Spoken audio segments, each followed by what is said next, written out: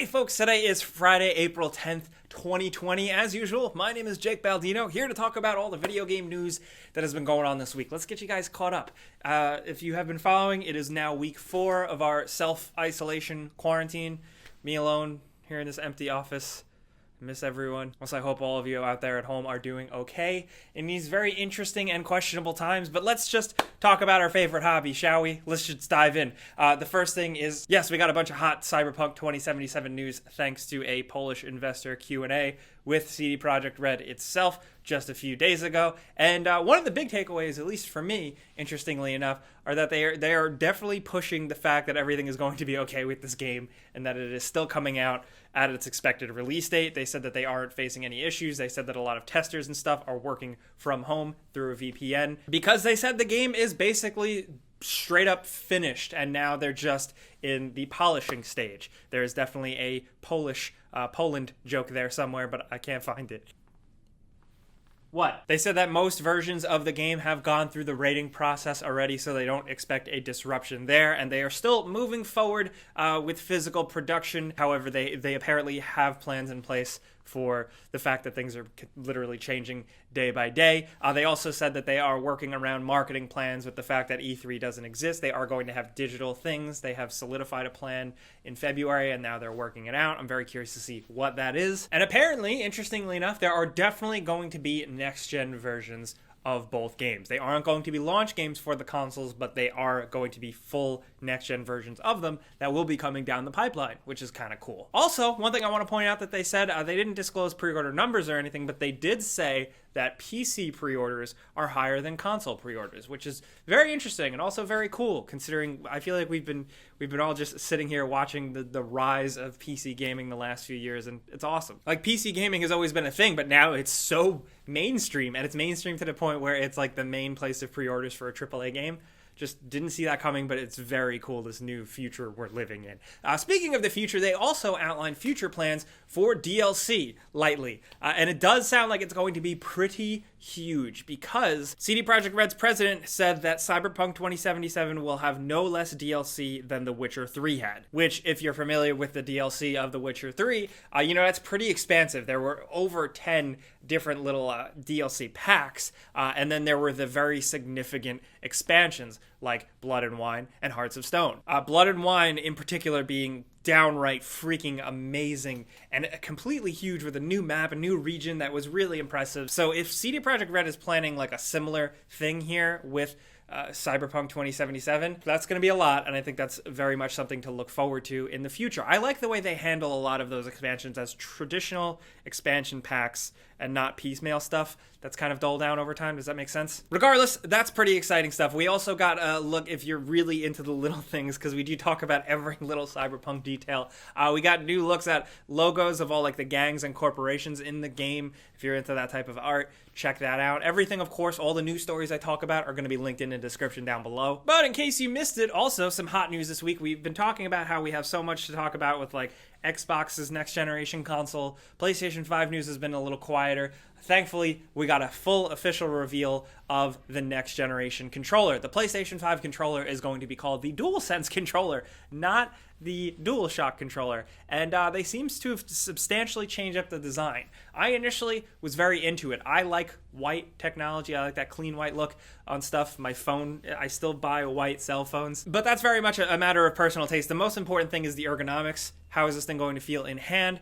It's substantially overhauled. It's a little more rounded. I'm very curious to see how it holds up.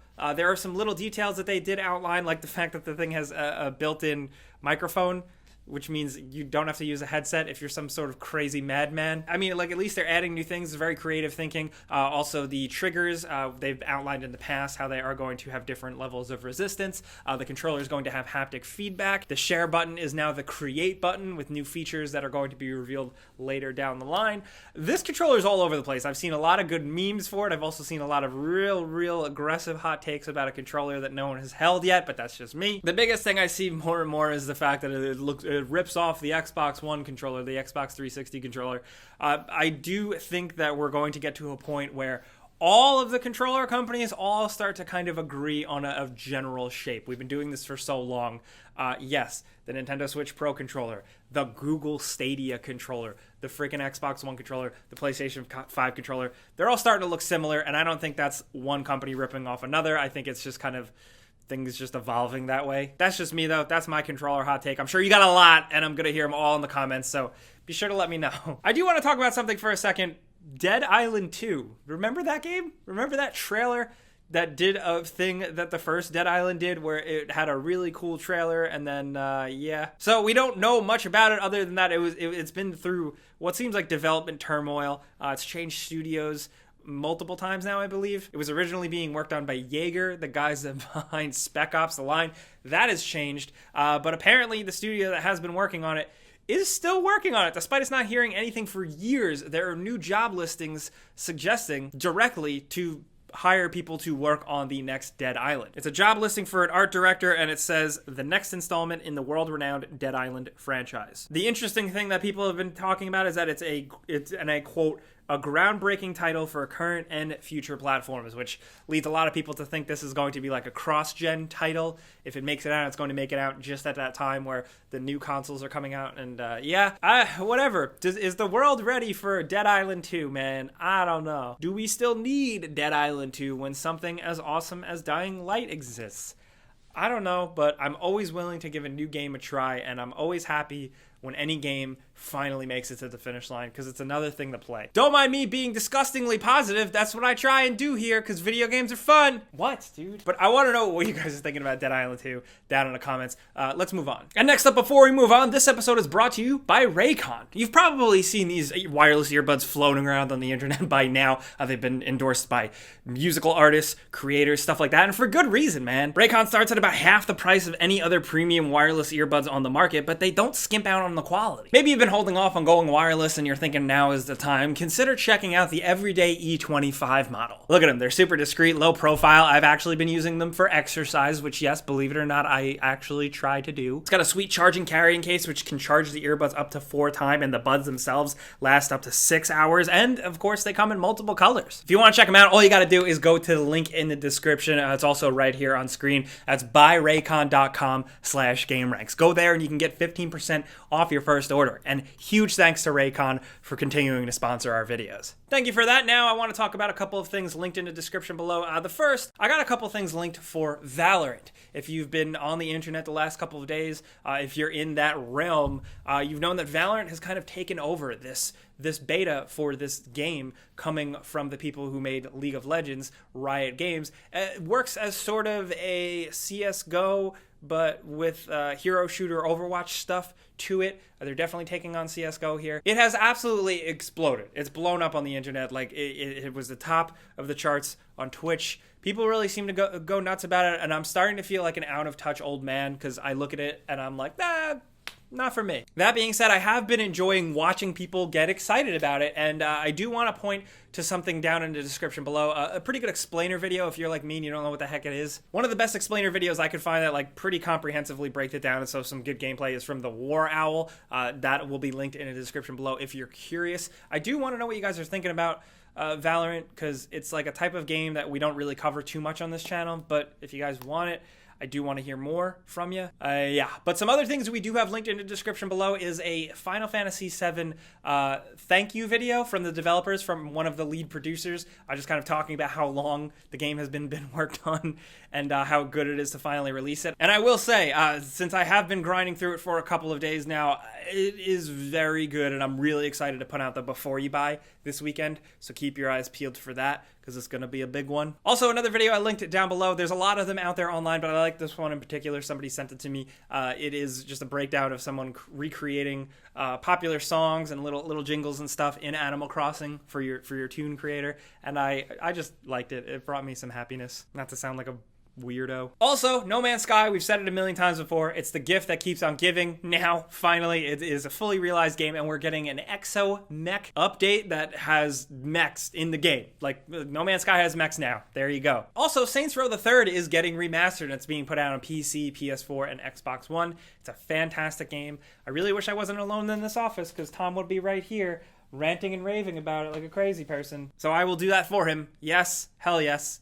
Thank God for that. Now, in other news, in case you missed it, just an update on Google Stadia. We've put out a lot of videos. We've also talked a lot of shit about it. There is now a free version out if you want to try it, and then you can talk shit yourselves and be informed.